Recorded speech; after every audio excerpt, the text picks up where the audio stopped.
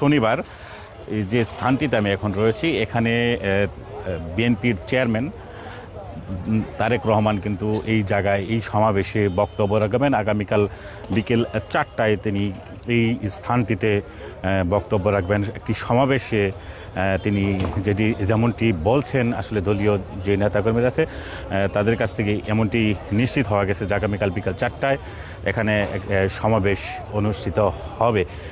তো এর আগে যেটি আমি জানতে পেরেছি যে আগামীকাল বেলা দুপুর 2টায় সিরাজগঞ্জে একটি সমাবেশ অনুষ্ঠিত হবে এবং সেই সমাবেশ শেষ করে তিনি বিকাল 4টা নাগাদ এই টাঙ্গাইলে এই সমাবেশে যোগ দিবেন। এখানে যেটি বলা হচ্ছে যে আসলে যমুনা সেতু পার হয়ে যমুনা সেতু পুরো পার গোল চত্বর থেকে তিনি কিন্তু সেই গাড়ি যোগেই এই সমাবেশ স্থলে এসে পৌঁছিবেন এবং যেটি বলা হচ্ছে যে আসলে সেই যমুনা সেতু পূর্ব পার থেকে যে সড়ক পথে যিনি আসবেন সেই সড়কের দুপাশে দলীয় নেতাকর্মীরা কিন্তু অবস্থান করবেন এমনটি জানতে পেরেছি। আমি এখানে একটি তথ্য দিয়ে রাখি যে দীর্ঘ 21 বছর পর টাঙ্গাইলের মাটিতে পা রাখতে যাচ্ছেন বিএনপির চেয়ারম্যান তারেক রহমান। এর 21 বছর আগে কিন্তু তিনি টাঙ্গাইলের দেলদুয়ারে এসেছিলেন। তবে আগামীকালই সমাবেশে যিনি যে বক্তব্য রাখবেন এই সমাবেশে প্রথম যোগদান করবেন তিনি। টাঙ্গাইলে এর আগে কোনো সমাবেশে তিনি কিন্তু বক্তব্য রাখেননি বা যোগদান করেননি বা কোনো সমাবেশে আসেননি। এই প্রথম কিন্তু আগামীকাল সেই সমাবেশে আসবেন।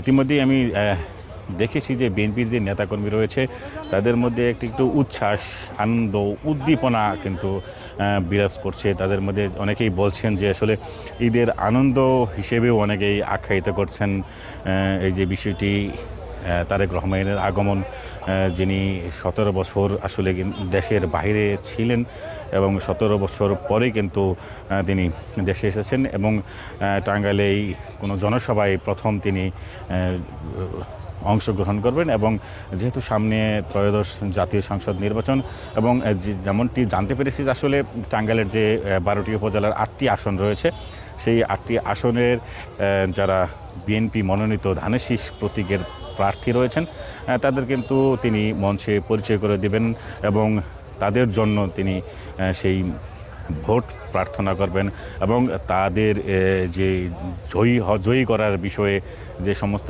দলীয় নেতাকর্মী রয়েছেন তাদের কিন্তু নির্দেশনা প্রদান করবেন এমনটি জানা গেছে।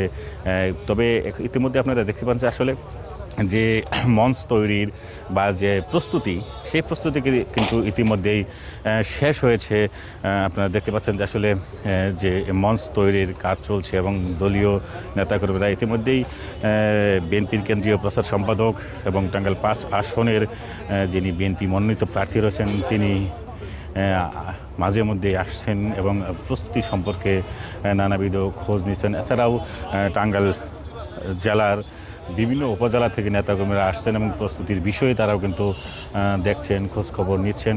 আসলে যে সমাবেশ স্থলটি আসলে সেটি ঢাকা টাঙ্গাইল যে মহাসড়ক রয়েছে সেই মহাসড়কের দরুন এলাকাতেই কিন্তু অবস্থিত এবং রাস্তার ঠিক মহাসড়কের ঠিক পাশেই কিন্তু মঞ্চটি স্থাপন করা হয়েছে এবং নেতাকর্মীরা যেটি বলছেন তাদের মধ্যে কিন্তু ব্যাপক উচ্ছ্বাস, উদ্দীপনা সব কিছুই কিন্তু তাদের মধ্যে দেখা যাচ্ছে। আপনারা দেখতে পাচ্ছেন যে বিশাল এলাকা জুড়েই কিন্তু এই সমাবেশ স্থলটা এই যে সমাবেশ স্থলটি রয়েছে আসলে যেটি বলা হচ্ছে যে রাস্তার দুধারে যে মানুষজন তারেক রহমানকে সেই শুভেচ্ছা জানাবেন, হাত নেড়ে তাদের যে বিষয়টি রয়েছে তাদের আছে আনুষঙ্গিক যে কার্যক্রম, সাজসজ্জা এবং বিভিন্ন ধরনের যে প্রস্তুতি তা কিন্তু ইতিমধ্যেই শেষ হয়েছে।